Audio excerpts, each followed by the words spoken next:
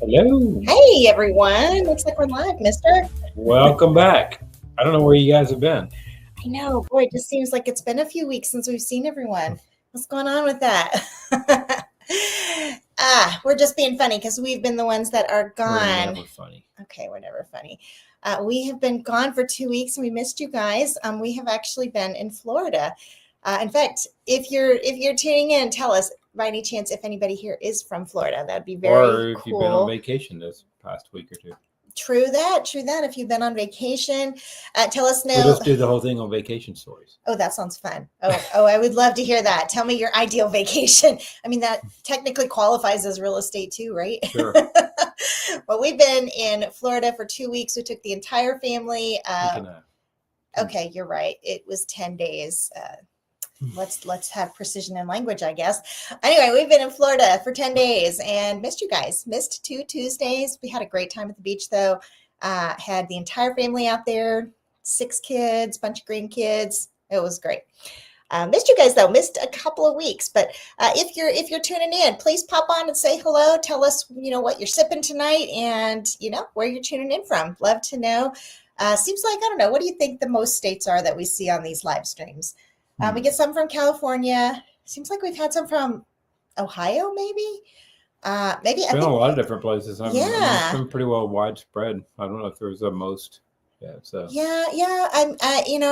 We definitely get some locally here, like in Plano, I guess Fort Texas Worth. is probably the most. Yeah, Texas is probably the most, but definitely tell us where you're coming from. We'd love to say hello, see how you're doing tonight, Tuesday night. All right. Well, today, what we want to talk to you about is inventory. So I'd also love to know in the comments what you guys have heard about that. If you've been hearing anything, because it's really a lot of people are talking about it. Do you guys know what inventory is? I'm sure you do. Do you know what inventory is? Well, no, I mean, maybe not everyone knows. So that's a good question. A little bit hard to measure in some ways because we can measure what's listed on the MLS, multiple listings systems. Yeah. We can't, it's hard to measure unless the builders share it. What's new construction inventory? So that is true. Yeah. I mean, that's an excellent point, guys. Whenever we talk about like the things that are on the MLS, you have to know that excludes a ton of new construction. And so all of the values that we see are actually way more. In fact, I want to show you guys this. Let me see here. I wanted to show you this just for fun, just to kind of get us started on what we're talking about today. Let me show you this. Okay. This is Salena. And we've got a lot of growth in Salena. It's a very popular destination, tons of new construction. But I was doing a Google Meet just here recently, and we were talking about Salena, and the numbers here just blew my mind. So if you look at it right here, how many homes for sale, right? And so when I use the word inventory, that's what I'm talking about. I'm talking about homes for sale. That are actively for sale. Homes that are actively for sale. And you can see right here in Salena, pre-owned homes, the inventory is up 122%. All right, year over year. Literally, I mean, to me, that is mind-boggling that you could have that much inventory in one, in one year over year increase. Okay, so up 122%. So we've got some articles here that are talking about that. Just know that when we talk about it too, like when we see that for Salena, you can know that doesn't even include all new construction. Okay, now this one is pre-owned, right? Resale. So if I go to the new construction, it shows inventory is up 73.8%. So for new construction. So that's the one that if you look at it, you're going to know there's like way more than that. Even that is going to be minimal. Because a lot of times new construction, by the time you factor in how many lots they own that they're trying to have new builds on and inventory they haven't listed yet, right, a lot of times maybe it's like 30 to 40% of actual, homes that they list on the MLS. So interesting numbers there, but I do have an article to read to you today. but nobody has talked yet. Come on, you guys, say hello. Hello. Yeah, say hello to the guy with the glasses. Come on, What tell glasses? me. Yeah. I need to know we're not talking to ourselves here. I mean, he's a fun guy to We talk to to, ourselves but all the time. yeah, I mean, come on, you guys got to kind of pop on here. Tell me where you're viewing from. Amelia's here. Yay, Amelia. Thank you, Amelia. Amelia is a past client. We are glad to see you, Amelia. And we Possum have, Smiles, yay, we've got and Sunil. Hi, thank you. And Possum Smiles, another familiar face. You guys, where are you tuning in from? Got to know. And what are you sipping? I've got a drink right here, enjoying. Husband always makes me a drink, so it's good to hear from you guys. Yeah, Kentucky, Possum remember. Smiles from Kentucky. Yep. Awesome. Okay, and Sunil is from Kentucky. Plano. Okay, Plano, our landlocked city that is just a great location. Can't really get new construction there. Still a really neat location. Got your nice shorter commute. Lots of good shopping there. Plano has. They're up 71. Ooh, Plano. 71%. All right. And Devu is from Irving. So you know what? Let's do that. Let's look at Plano and Irving. Let's see where we are for inventory here. All right. So if we look at Netris trends, and I go over here to Plano. All right, you guys. So the one that's in Plano, let's go ahead and do all construction types. Okay, so inventory is up 71% in Plano. So if you're in Plano, maybe not a great time to sell if you're thinking about selling. It's hard for sellers right now. Boy, sellers are really struggling. All right, let me look up Irving. Let's see here. Let's take a look at Irving just for fun. Okay, what do we have? All right, Irving inventory up 65% year over year. So that means a year ago you had, that much less inventory. So that, and you do have to keep in mind, I mean, we do want to be keeping in mind that we had like all-time low inventory in 2021. Yeah. So as we, we would need to see, we do want to see that growing, but still, you have for it to be that high, that's significant. All right, Amelia, Little Elm. Let's take a look at Little Elm, see where we're at here. All right, let me go over here and enter Little Elm. Let's see what we have here. All right, Little Elm is up 80%. So can you kind of see what I'm talking about here? Like this is just not just one little community. You've got a lot. Yeah, guess what? None of these are the highest. Okay, which one's the highest? I don't know. You don't know? You tell me. Honestly, I would have guessed Salena. That would have been my guess. No? I don't know. Maybe it is. So you're telling me you asked the question, you don't know the answer? What the heck? All right. Well, we will say that it's projected that Rockwall and Kaufman County are getting expected to be the highest. Interesting. We will see if they are. Okay, because that's really interesting to know. Springtown. Let me see. Let's see what we have here on I don't know if we have Springtown. I don't know. Let me check and see here if I've got that on there. Let's see if we can enter. We may not have all of Springtown. We'll have some listed in it. All right. So because it's not hugely within our MLS, it's not particularly accurate. So it shows it's down 1.3%, but you've got to understand that one is not going to necessarily be wholly within our MLS. All right. What else? What else do you guys want to know? What other city can I look up while we're here? How about Frisco? How's Frisco doing? Frisco's up there. Okay. Frisco is up 70% year over year. So far of all the ones we've looked at, wow. Salena's winning. And that would have been my guess that Salena would have won. So let's try some of our other new construction hubs. What do you think? Let's see. We'll just look at Rockwall City. All right. I'm going to look at Princeton. Princeton is quite a hub. Okay. Princeton not up as high. All right. So we've got 59% for Princeton. So Salena is still our number one. Let's look at Prosper. Prosper up 56%. Salena still winning. Let's try Royce City, up 32%. Not nearly as much in Royce City. So guys, still Salena is showing as our winner of the most inventory. Let's see what else. Let's try Forney. Forney is another huge new construction one, up 32%. So far, not that this is an exhaustive search or anything, but so far Salena, which is like such a popular place, people love Salena, right? But it is just real opportunity right there.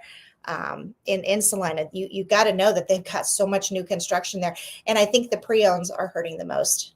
Definitely. I think it's really hard to sell a pre-owned home in Salena because you have so much new construction. You're just surrounded by it. Could be some really good deals in Salena, guys. One thing we would probably have to look to, though, is just look at the actual numbers also. I mean, because like say Midlothian is showing only 1.3%, but I remember last year Midlothian had a lot of inventory also. Okay. So. Oh, I see what you're saying. Well, let's see here now. I've got a question here from Divu. What do you think about Argyle new construction? I really like Argyle. I like their schools. 100% above average on greatschools.org. I mean, that's neat. And it is kind of out there. It doesn't have a whole lot of supportive infrastructure yet, right? They're working on it. Yeah. So I'll have, people tell me, I want to be close to an HEB. Or, they'll have like specific stores they want to be close to. Well, you're probably not going to get that with Argyle, right? It's still kind of growing. They're working on that. They're working on it, yeah. So the two main, there's 3 Hillwood communities. Well, okay. Part of that, there's Argyle, which is like Harvest, and part of that is Pecan Square. But then as you're kind of new construction, if you go east there's not as much new construction. It's mostly west of 35 there. And so you go towards Justin, which is going to be maybe Justin, or North Lake ISD. I mean Northwest ISD, or one of those like that. There's going to be a lot more new construction. There is another Hillwood community. So Harvest, love Harvest, Pecan Square. And then there's, I think, Treeline is the other one. It's Hillwood communities, which they are nationwide. They are known nationwide, and they have won awards nationwide. And they're also going to do a retail commercial development out there too. That's going to help out with all the shopping and stuff like that. Says Argyle and North Lake, absolutely. North Lake school's not quite as good. Cool thing about Argyle and North Lake is you've got 2 very different models of master plan, like mega master plan communities right next to each other. So like Harvest has everything sort of spread out. So you've got all these little pocket parks, you've got a garden here, you got a park here. So we had clients like this who didn't necessarily want to socialize, but they wanted lots of places that they could take their kids for walks, right? So they maybe want to walk this way and they want to walk that way, but they weren't necessarily wanting everything clustered together. Well, that's Harvest. Okay. Not everything is clustered into one area. Then like pretty close, like not super far away, you have Pecan Square. Yeah. And Pecan Square is a completely different model because it has a town square. And so of course that, obviously lends to that you've got a ton of stuff within one central area. So if you're more like, you've got social kids and they want to get out there and make friends, then you've got Pecan Square. So right there in that area, you've got a couple of 2 very different options. Will there be a housing market crash? If yes, what percentage would it go down by? Well, that is a tough question, Praveen. We really have not felt or seen that because of the demand that we have seen of people moving in. I can tell you what would lead to that is if suddenly there was like a complete hard stop and nobody moved to Dallas ever again. I can tell you that in 2008 through 2010, that when that was one of the big drops in real estate and nationwide, Dallas-Fort Worth did not have a crash then. Yeah. Their lowest decrease was 7%. Yeah. So we just don't really have crashes here. So yeah, I mean it's always possible. I mean, like she said, if all the businesses went out of business or something, or people were laid off all over the place and people just stopped moving here, then yeah, maybe that would happen. Some things that I like about Dallas that make me really feel like we don't have any kind of incoming crashes, that we're not dependent on one sector. Like Austin's kind of like a tech sector, right? And so when tech suffers, the whole city suffers. But in Dallas, it's not like that. We're very diversified in terms of all the different kinds of businesses. So we're not as susceptible to like unemployment swings and things like that. We have a lot more space for new growth and new construction is that as well. Too. But I definitely am seeing prices that are very like going nowhere. we're not seeing like, this is the summer months when we would usually see prices really kind of hitting their apex, like in the end of June, beginning of July. It's very lackluster. We're not seeing that. So would I call that a crash? No, not really. I mean, we're just talking about like, the price increase percentage year over year, month over month, that kind of thing in the Dallas-Fort Worth area has returned to pre-COVID times, maybe even a little bit less than that. So, but yeah. Talking about inventory.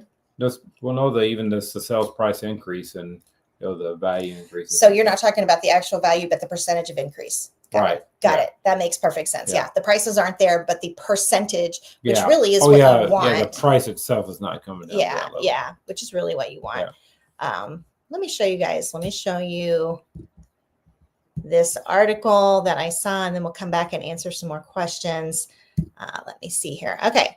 Now, this is a little bit of an older article, I confess, because I put it together before we went to Florida. so we're seeing an article from April. Sorry, not sorry. I had it ready by Tuesday, even though we just came back in town. So accomplishment. All right, let's see here now. So the Texas housing market is a bit better for spring buyers, and I completely agree. I think it is. Right now, the median sales price in Texas is about $328,000. Sounds like a lot. Okay, it does sound like a lot. But I will tell you, for our adult kids, it sounds like a lot. Like when you were just starting out. But not only is that about $70,000 less than the national average, it's also a figure that's been ticking down in recent years as home sales have slowed down and units have been sitting on the market for longer. And that is true. Affordability has been improving, as we've seen. And again, it's kind of like a flat line. Like we're not now in little bitty micro markets, you see bigger drops. And in some markets, you see that it's kind of going up. Right. But overall, we kind of just see this very lackluster, stagnant is the best way. And even within certain cities, you'll see some communities that are still have a lot of demand and moving up. We had a house that one of our buyer clients wanted that went to multiple offers, right? And so you would think in this market that wouldn't happen. So it still happens. Also, we had today, it was interesting today because I knew we were getting ready for this video, or this live stream, but today we had 3 different clients who were negotiating with a new construction deal, have those houses go under contract, or they went to look into those houses and they had gone under contract. So new construction is kind of making things move a little bit with all their incentives. So it's not a completely dead market. Also, and this is kind of a sort of a spoiler alert of a video I'm about to put together, but I've been working on it all week or all day. Check this out, guys. Pending sales. Okay. Now, this is really huge. I don't know if you guys can see that or not, but pending sales, and I'm going to do the whole MLS. Pending sales are for new construction. So pending sales are up 19% year over year. 19%. That a lot more sales in new construction. Yeah. So we're seeing a lot more go under contract for sure. And there's a reason for that, and I am making a video on it. But anyway, that was kind of a rabbit trail there. Okay, let's get back to this article. Right now, have slowed down and units have been sitting on the housing market longer. In fact, the Texas Real Estate Research Center says that conditions have shifted in favor of home buyers, and I agree. It's a hard time to sell, as what has historically been a spring home buying season gets underway.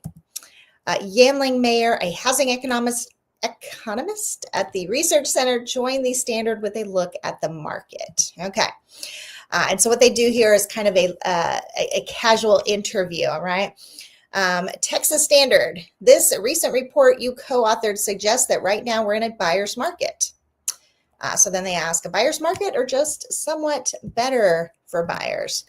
Yanling Mayer, yeah, I would probably go with it's just a bit better for the buyers today in this spring market. So, and again, that's so micro local, because we have had like at least one buyer who was frustrated. They had this house they loved and didn't get their offer accepted. And it was a good offer. Was it Plano? I think. I'm trying to remember what city it was. Plano. Yeah. And that's a landlocked suburb. in a great location. Plano still gets some good demand though. So, yeah. Still definitely a lot of nice areas in Plano. Yeah. Okay. So let's see here now with our article. Why is that? What's happening? Well, that's a very good question. They say, because as we know, in the last 2+ years, home buyers had been, or at least their affordability has been stuck in the rut. And we know why, because of high mortgage rates and high home prices. If we had one or the other change, it would be a game changer, but together it's rough. In other words, the affordability crunch has little changed in the last 2 years. But having said that, what makes the spring home buying season different is a supply side story, right? Yep. Okay, inventory. When you say supply side story, you mean there are more homes on the market for purchase? Yeah, absolutely. Oh, that's what they say too. Absolutely. So housing inventory has been building up for some time now. And what we are seeing is that in recent months, it fast accelerated to levels not seen in a long time. And that's true. I mean, definitely, you guys saw it earlier. Whew, Salena, that's crazy.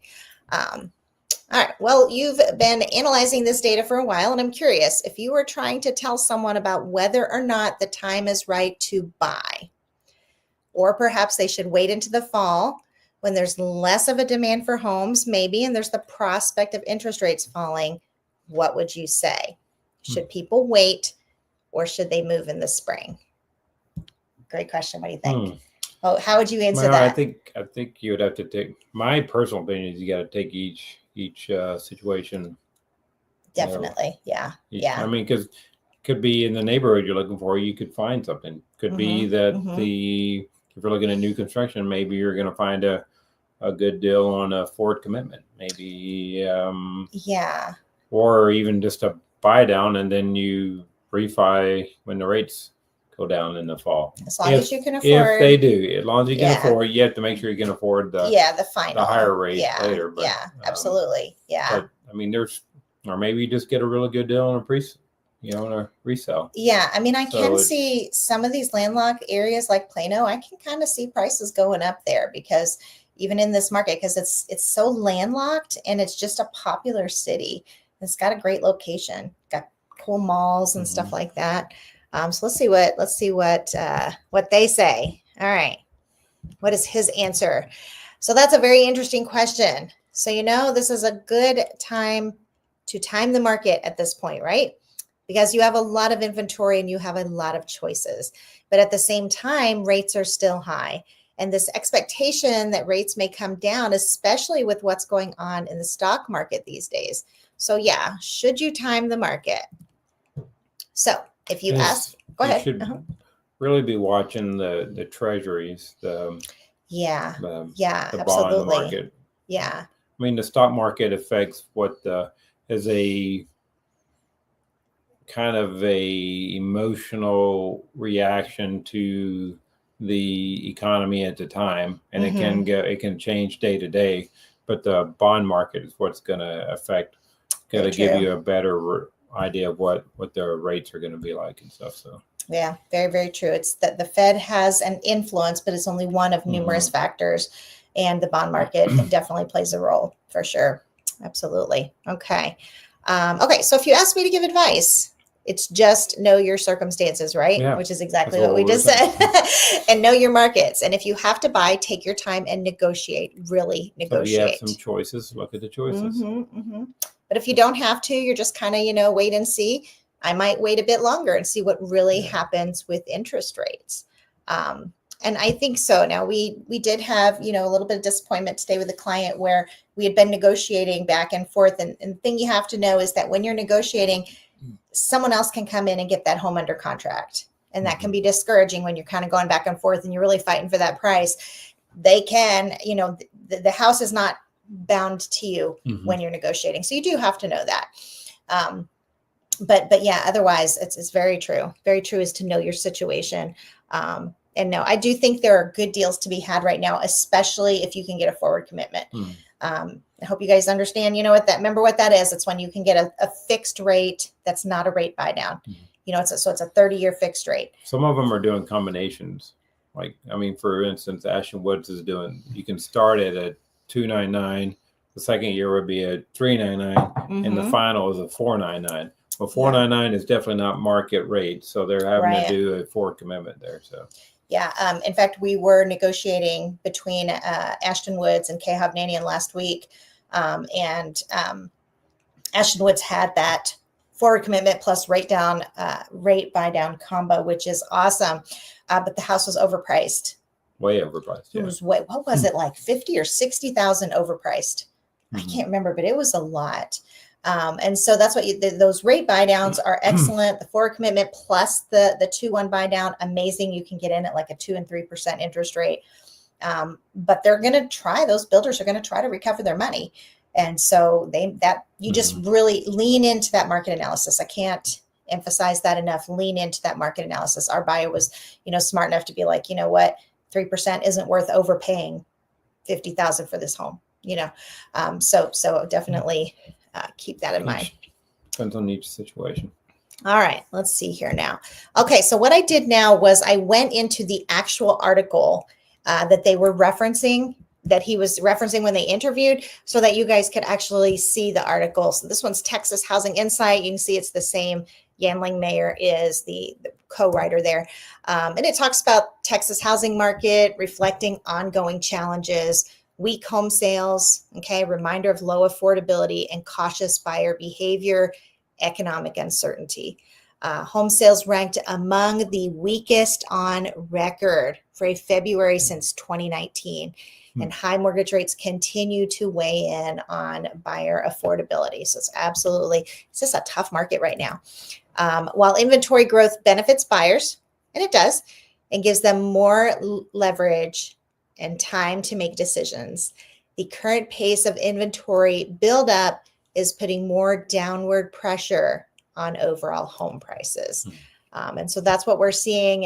And again, it's so micro local, which is why we're not seeing like this big drop overall, because we still see some where the prices are going up. Yeah. Right. Actually, I was just thinking, so there's a lot of, pre-owned inventory out there too. And from a buyer standpoint, if you're thinking about rates, pre-owned may not seem like that's the right way to go, because the builders will pay for, these buy downs and stuff.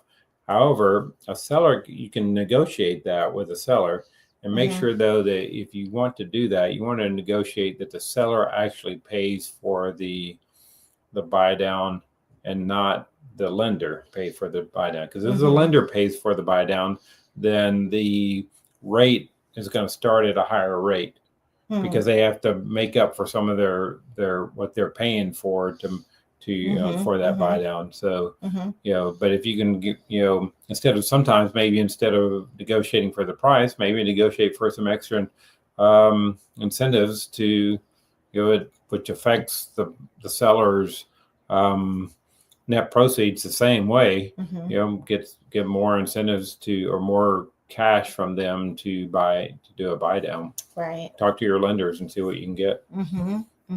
Absolutely. All right, let's see here now. What else is in this article? The latest consumer sentiment and bonds. You were talking about bonds. Bond yields highlight heightened inflation expectations and concerns of potential economic slowdown from restrictive tariffs policies. And I will say that I feel like the biggest problem we're having right now, and I know affordability is a huge one, but I think consumer sentiment is massive here. I think it's giving opportunities for buyers who are still strategically entering the market. But I think I know we have had at least 3 or 4 buyers who have said, Wendy, I think we're going to step out and wait a little bit and just kind of watch the economy, not losing their jobs or anything, purely about consumer sentiment. Just, we're just not sure what's going to happen with the tariffs. So consumer sentiment, that is a huge factor right now. Okay. Over the past 12 months, inventory has improved significantly amid rising new listings, rebounding to near pre-pandemic levels and even exceeding them in recent months. Home prices have softened recently with mixed trends. High inventory has put downward pressure. I love how I just love the way they word this.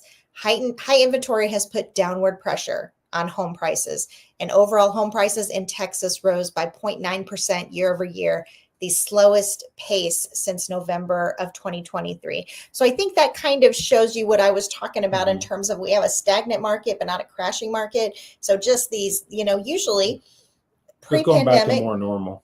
Yeah, although in pre-pandemic, we'd usually see, 2 to 3%. If interest rates were priced appropriately, we'd see a 2 to 3% appreciation. Yeah. Instead, we've just kind of got this stagnant market that's just kind of barely fluctuating. All right, let's see here now. Okay, now I want to show you guys what we're seeing county by county. Okay, so we can kind of see, we looked a little bit ago, we were taking a look at, we were looking at cities, just a couple of cities here and there. What I want to do now is show you big picture, okay, what we're actually seeing in Dallas right now. So let me show you that. Now, this is the entire Metroplex, okay, and you can see when it talks about active listings, we're right here. Active listings are up 39%, right? Okay, so there's that much more, and this is year over year. Median price down slightly, right? Okay, and then we have market share and closed sales are down as well. All right, so that is the entire Metroplex.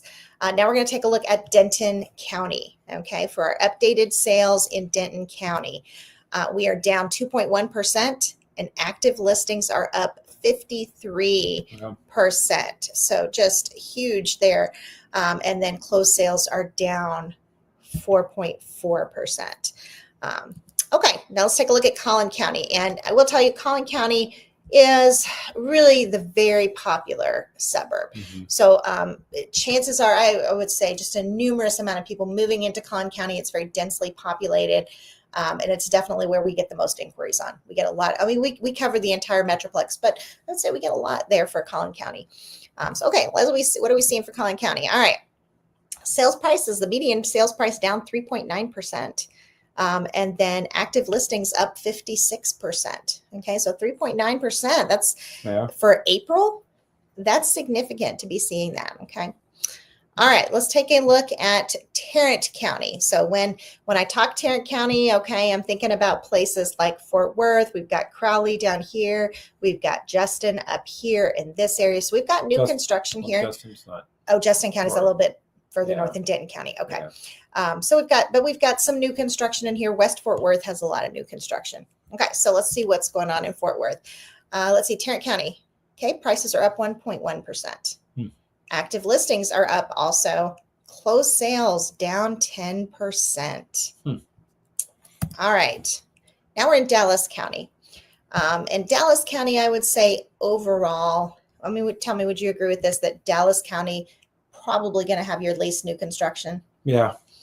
I mean, probably Mesquite, which part of that new construction in Mesquite is Kaufman County, but as probably where the most, and maybe Garland. But how about DeSoto? I mean, I've been seeing some. Yeah, DeSoto's got some new construction as well. Probably not Duncanville. Duncanville's pretty landlocked, but we see some in DeSoto for Dallas County. So Dallas County is going to have your least amount of new construction. Let me see. Pop back over here again. Let's see here now. Okay, so prices in Dallas County up 1.3%. Listings, again, you see the pattern, up 44%. All right, now we're looking over here at Rockwall County. So we have to cross the lake here. We've got Garland, Rowlett, then we cross into Rockwall. The ones you hear a lot about in Rockwall County are Rockwall, Fate, Royce City. Okay, you talk, and if you see here, you can kind of see you've got a lot of green there. So these are your settled areas. And the other big area would be Heath and down that way. So yeah, Heath has a little bit of new construction. They've got like at least one. Pretty, but Heath is a really neat area. Heath is a more higher end. It is higher end, yeah. It's a really neat area to drive through. Okay, median price up 3.1%. Active listings up 48%. So far we have seen inventory up in every counter. Oh yeah, and months of inventory. Whoops, almost 6% there. Okay, and now we're looking at Kaufman County. And so Dale was saying earlier that Kaufman County and Rockwall County are poised for growth. Interesting thing about Kaufman County is how competitive it is population wise, And yet you can see that there's a lot of green there still. Yeah. You know, I mean, you don't have a whole lot of settled areas in Kaufman County, but the ones that are just got a lot of new construction. Yeah, they're starting to build more in the south part of it too. So yeah. Mm-hmm. Actually, part of that's Dallas County too. On the little bit just west of the red lines there, they're building that south part down that way too. So, did I mess up on my little map drawings? No, I'm just saying that they're building. Yeah, that they're building down that way. Yeah. Okay, so Kaufman County, prices up 1.3%, active listings up 37.1%. And then we have Ellis County. And I think a lot of times I feel like Ellis County is our undiscovered county. Not many people hear about it. And Ellis County has a lot to offer. Growing. And it's growing a lot. So let's see what prices are doing there. Median price up 7.3%. And active listings up 19%. So that's significant for Ellis County. Hey, maybe word's getting out about Ellis County. If you want more land, a little bit more for your dollar, that's part of the area to look. So yeah, you can get, the schools are not nearly as highly rated as we see in Collin County. And so I think that's kind of why, but they're not terrible. They're mostly, B rated. Midlothian, Waxahachie are some big ones. Red Oak is another one. I think Red Oak, their school ratings dropped a little bit. But you've got some good options there. And so you guys, hopefully you can see that even with that higher inventory, prices aren't necessarily dropping. We see plenty where prices are still going up. So it's interesting market overall, but just definitely not up as fast. Not up as fast. And boy, buyers, you've got choices. More choices than you ever could have hoped for in 2021. You can look around for a while. You've got a lot to look at. All right, let's see. We've got some comments here. Okay, I think we're here. Bloomfield sold 4 to 5 lots in my neighborhood, Liberty in Melissa. Melissa's definitely been growing. It sure has. So they sold 4 to 5 lots. That's Melissa interesting. and Anna up there. They've been really. Weird thing about that is Anna has really low rated schools and Melissa has really high rated schools, and they're just right next to each other. I don't get that. All right, let's see what we have here. 328,000 might be 70,000 less, but property taxes, HOAs, homeowners insurance. You make a very good point. Those that are coming from an area with state income tax, there is an offset there. You know what I'm saying? So property taxes versus property taxes. Well, if you're coming from California and you've got property taxes plus the state income tax versus the Texas property tax. Yeah. And we're about to get another decrease on the value. So yes, I'm kind of wondering if we ought to do a live stream just about that, you guys. There is some good news on the property tax front. We've got some good. Has it actually passed yet? No, I think they're still working on it. Still working on it. So it's going through the legislative process, but it's going to increase the homestead exemption. It's going to increase the over 65 exemption. So it's about time. We'll check it. We'll check it out later. Yeah. Okay. And there's Amelia. Amelia, your house has been on the market for 30 days, only had 2 showings, listed for $15,000 less than we bought it. Yeah, unfortunately, that is the market. It's a tough market. It's a tough time to sell. It's such an odd switch from what we saw. I was seeing Facebook memories the other day, and I had been talking about how hard the seller's market was and how it was so hard to get offers approved, and just what a switch, in just a few years. Okay. Brian is popping on to say hello. Hey, Brian. Hey, Brian. Thanks for popping on. That's exactly what we're saying. We're like, everybody pop on, say hello. Okay. Let's see here now. JA says, will builders generally pay for the buyer's agent 3% fee? What we have been experiencing, and remember, I just have to say this, there's no such thing as a specific fee. There's no big brother saying it has to be 3%, right? We know it's all negotiable. Our experience, what we've been seeing is that every builder we've worked with, except Lennar is not, and some really small builders. Okay. They're all paying anywhere from 3 to 5%. Okay. So most of the builders, I would say, offering 3%. You've got some that are offering 5%. You have some that are offering like $20,000 bonuses on specific homes. They're like, please bring us a buyer. So I would say we only know of one builder who depends isn't. on what their demand's like, but pretty much they'll do the 3% because they want agents to bring good buyers. And then it's just lower end, smaller builders that tend to not like, they might do a 2.5 or sometimes less. So, yep. Yeah, as I always tell our buyers when I'm meeting with you, talking about the fee, NAR settlement changes are now that the buyer has to own it. The buyer doesn't have to be the one to pay it. Okay, so just in the back of your mind, you have to know somehow or another you've got to arrange for your buyer's agent to be paid. Doesn't have to be you. We had one buyer who was considering, I don't know, like 10 builders, new construction only, and had us, before they signed the representation agreement, had us call every one of those and figure out what they were offering for a commission. And so, and so that's great. And he's figuring out, he knows he has to own it, but he doesn't have to be the one to pay. And so he's doing advanced homework to make sure and figure out that it's going to get paid. And so that's really NAR settlement changes. So it's a good question. Just keep in mind that there is no such thing as a set fee. It's definitely all negotiable, and every agent will charge something different. All right. Hey, Purple Drink. Hey, welcome back. We were wondering where you were. Can you always join us on Tuesday nights? All right. Let's see here now. Consumer sentiment being very low has more impact on the economy than the actual economy itself. Yeah, true. Yeah. Even when there's maybe not like a huge reason for it. In fact, I was working on research for a new video today, and consumer sentiment, believe it or not, since it's been measured in the 1950s, okay, it's the second lowest it's ever been. Wow. And so it was talking about how we've had wars. We had the 2008 meltdown, right? We had recessions. We had all this stuff, and it's lower now than it was through all of those things. So yeah, crazy. You're right. It has a huge impact. With all those pending new construction sales that we were looking at, I am kind of wondering if that's going to turn around a little bit. Could be, but all right. Oh, Humphrey went out to Salena last weekend. Legacy Hills seems to be very sluggish compared to communities closer to Preston Road. Legacy Hills is kind of out there. Well, it's out there anyway. It won't be out there for very long, but it is. And it's kind of funny that you think that's like the far north, which it is a bit, but that's also where Salena High School is too. It's up that way. It's going to be huge. There's still a lot more builders. I think it's just the lower end builders that pretty much have started yet. Yeah. So none of the higher end builders have started building there yet.